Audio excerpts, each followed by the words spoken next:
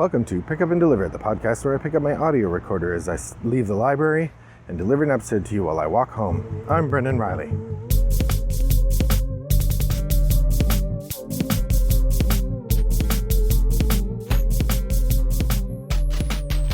Well, good morning, listeners. It's a lovely day here in suburban Chicago. I'm recording on the same Friday in which I recorded the last episode, just walking home from the library instead of walking to the library. It's great.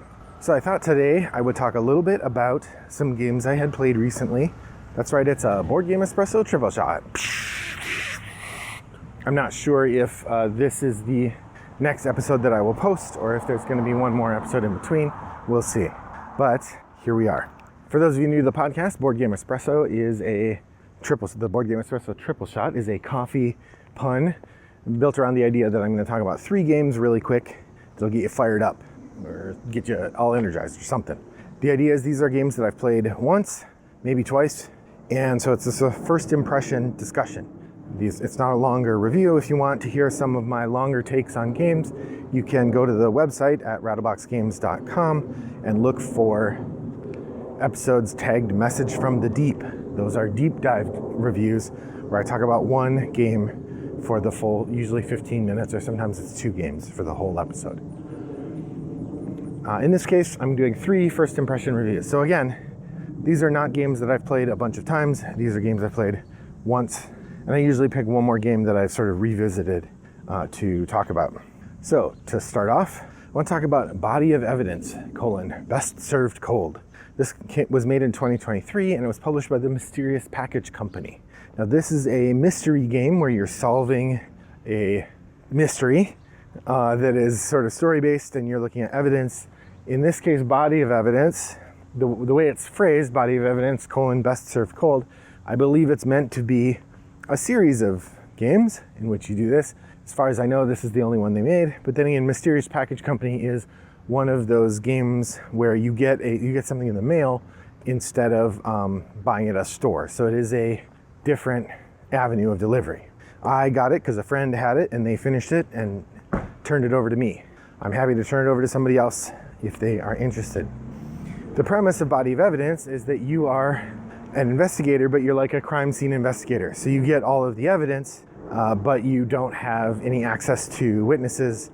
You do, however, have access to the corpse. So the idea is that the game is played, I think there are 4 stages, and in each stage you're examining different pieces of evidence, which come in these envelopes, and then you're also looking at a different part of the corpse, which is a sort of fold-out pop-up book, kind of. The unique thing about it is that as you look at the corpse, you actually have to cut into it, like you're a surgeon or a coroner, in order to see what's inside the different corpse pieces. So if you're examining the head wound, you have to actually cut out the head wound, and there's a layer that's the skull, and you have to cut out the skull. That's an example. I don't remember if you do that particularly, but that's the sort of thing you have to do. And then the game has a number of sort of relatively simple puzzles that you solve once you've found the evidence inside the body.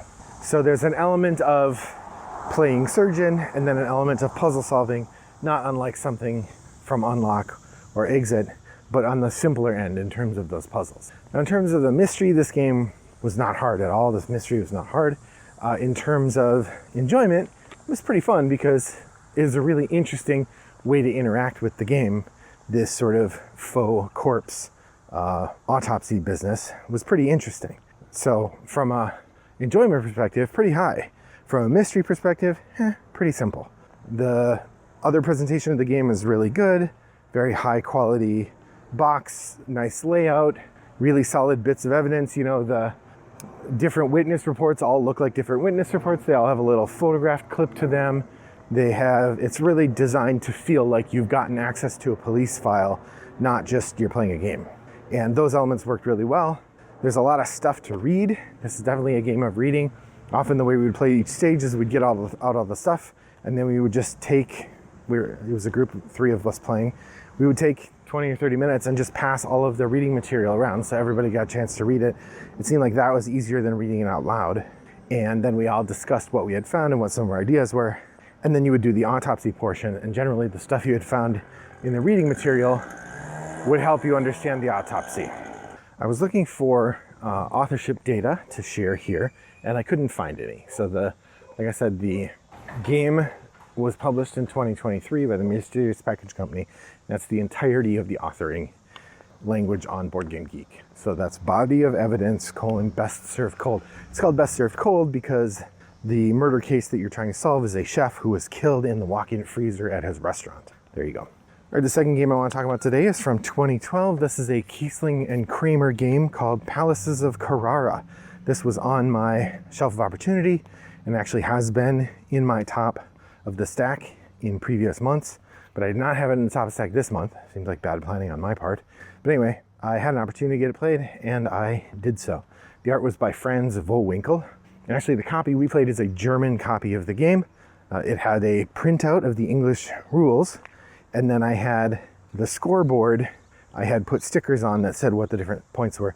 We did not play with the advanced scoring, which would have used these cards, and the cards don't have any paste ups on them. So if I wanted to do that, it would take a little bit more effort to get those translated.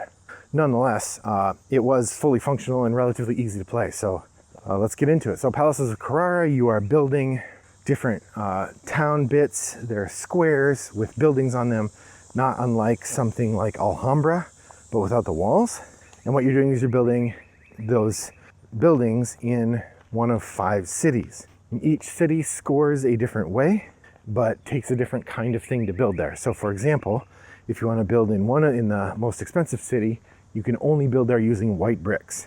If you want to build in the least expensive city, you can use white, yellow, red, blue, or green, or black bricks. There's 6 different colors. The way you acquire, on your turn, there's basically 3 actions. One of your turns is to acquire bricks. Now this is maybe the most interesting gimmick of the game. There is a wheel on the board divided into 6 segments, and in each segment, the prices go down for the different types of bricks. So in the first segment, white bricks cost 6 money.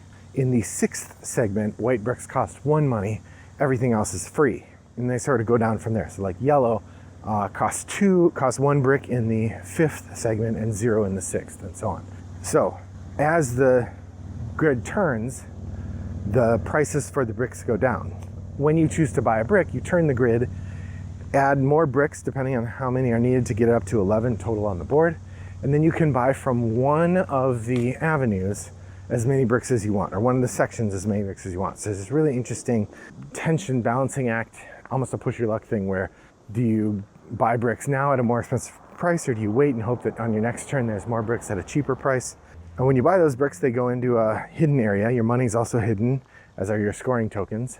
And then when you go to buy buildings, you can buy them using whichever bricks you want, but the bricks you buy them with determine where you can build the building. So if there's a building that, let's say, costs 3 bricks, let's say there's a building that costs 3 bricks. If you pay with 1 white brick and 2 yellow bricks, you can build it in either in the second city or any later. But the higher the cities are, the more valuable the building will be.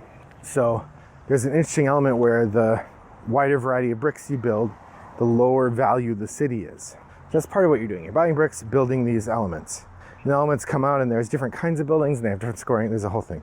But the really interesting part, so there's 2 interesting gimmicks. One is this wheel where the bricks are always getting cheaper for other people. The second element is the scoring that you get to choose when it happens. The way the scoring works, each player gets 6 scoring markers, and on their turn, instead of buying bricks or building a building, you can use a scoring marker.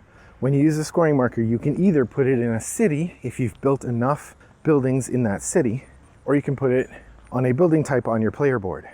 If you put it in a city, then you score all the buildings that you have in that city, and then no one else can use that city to score.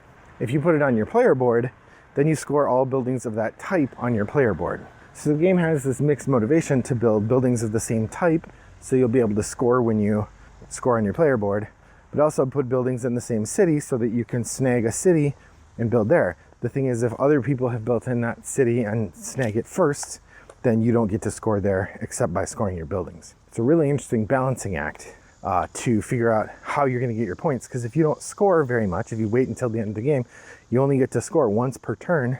If someone else triggers the end of the game, you might get 1 more turn or none. So you got to really think about it carefully. The game ends when The game ends when either every building has been built, or if one player has scored at least 4 times, has built at least 20 points worth of buildings, and has at least 6 of these scoring objects, they're called. If somebody has all 3 of those completed, they can declare the end of the game. Then we finish the round and the game is over. And you score points. I know I explained the whole game, but that was the whole game. And it was really good. It's definitely in the category of sort of musty, dusty old Euro game. From a design perspective, it looks like a Euro game from 2012. It has, it takes place in Europe, and it's about building buildings and managing your resources. It feels very staid in its theme, almost themeless. But that said, it's really good, or it's very good. I don't know if I want really. It's very more than really. It's good. I really enjoyed it. I'm definitely going to keep it. Looking forward to playing it again. It's in the same category of something like Patrician, which I talked about recently as a game we revisited. As a game that has a lot going on and is worth your time and interest, but maybe as a game that has a lot going on and is worth your time and interest. Yeah, so that's Palaces of Carrara by Kramer and Kiesling. I know that they just came out with a new version of it. So if it sounds like something you're interested in, there's a version from 2022 that looks updated. Actually, I was going to look at the rules online and see if I can retrofit my version to fit the new rules. Because generally, if they've revised the game, it's probably better. That is Palaces of Carrara from 2012. Next up, we have a game that I last played 8 years ago and change.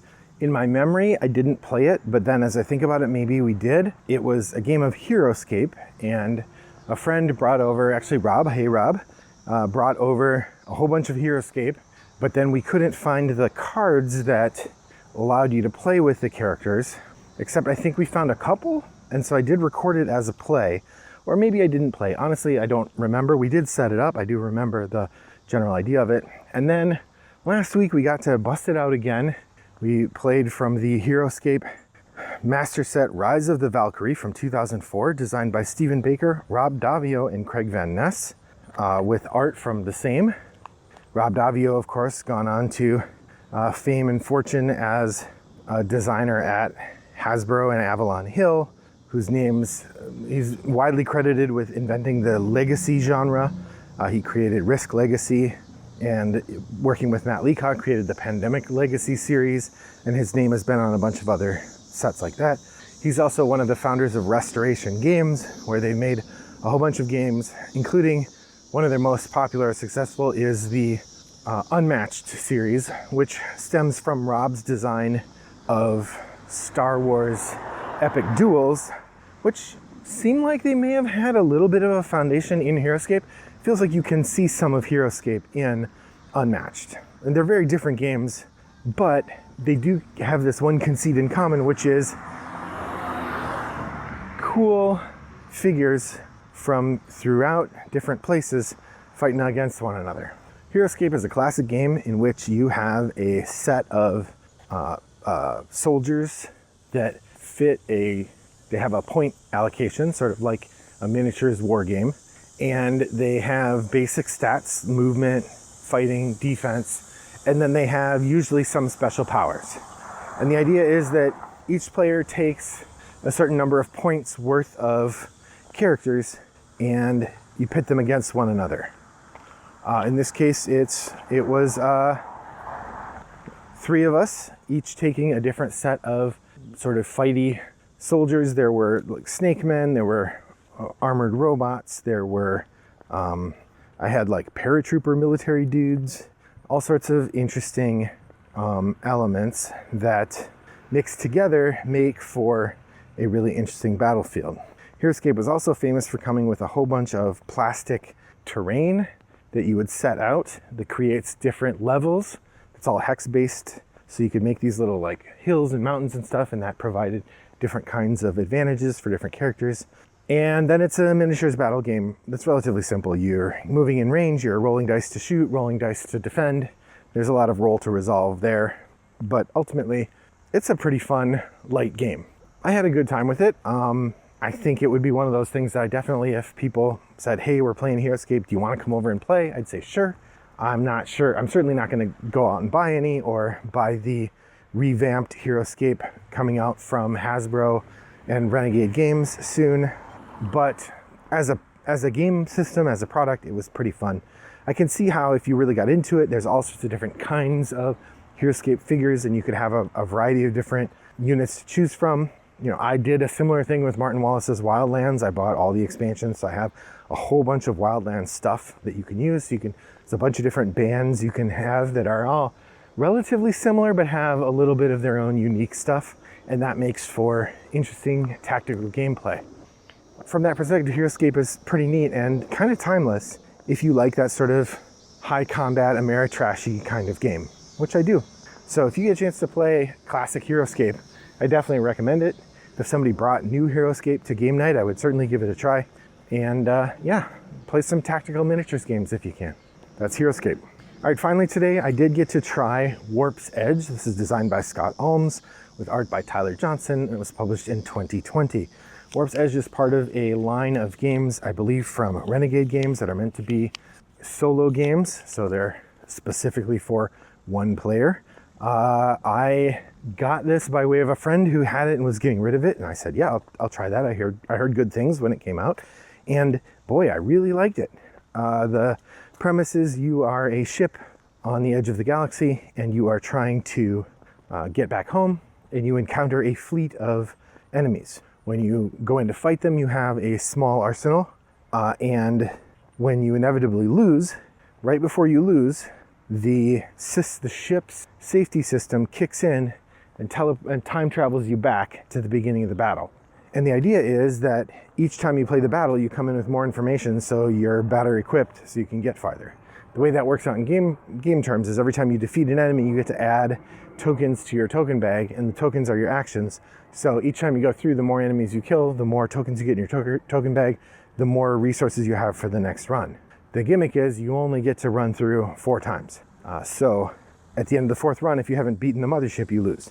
The game has these special skill cards that you get that give you a unique bonus. It's got 4 different ships you can pilot, which each have their own strengths and weaknesses. There are, I think, 6 different motherships that you can fight, and each one has a slightly different collection of ships that are supporting them. I imagine these are going to feel like interesting nuances, but relatively similar as you play. It's hard to say, but it was a really interesting play. I played twice. Each play took about an hour, and in the first play, I had a really lucky set of skills that I was able to build, and so the connections between them was very effective.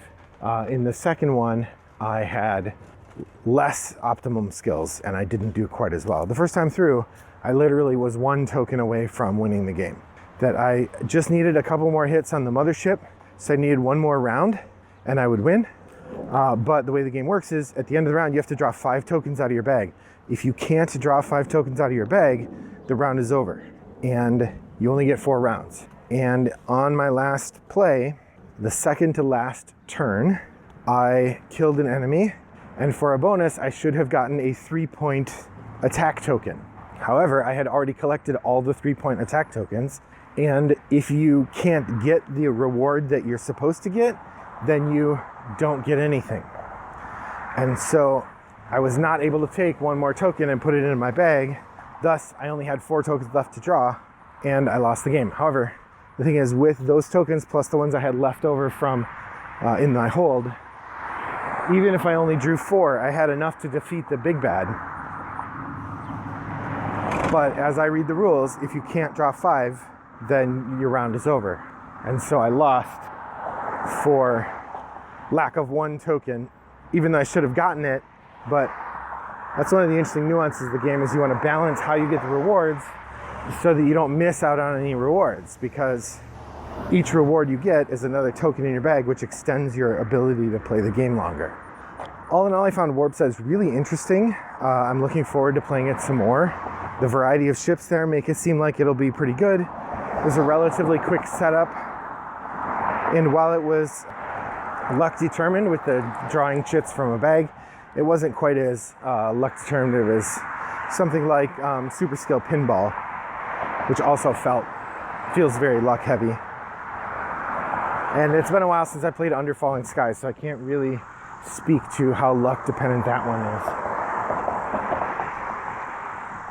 But all in all, I enjoyed Warp's Edge, and I'm looking forward to trying it again in the future. So that's Warp's Edge from designer Scott Alms and publisher Renegade Games. Well, that brings me to the end of my episode today. I'm curious to hear, what games have you been playing? Head over to Board Game Geek Guild 3269 and share your recent plays. Have you played the games that I talked about today? If so, let me know what you think of them. Either way, I hope to hear from you soon. You can reach out to me directly through Board Game Geek using username Wombat929, or through email Brendan@rattleboxgames, Brendan@rattleboxgames.com. Well, that's it for this time. Thanks for joining me. I hope your next walk is as pleasant as mine was. Bye-bye.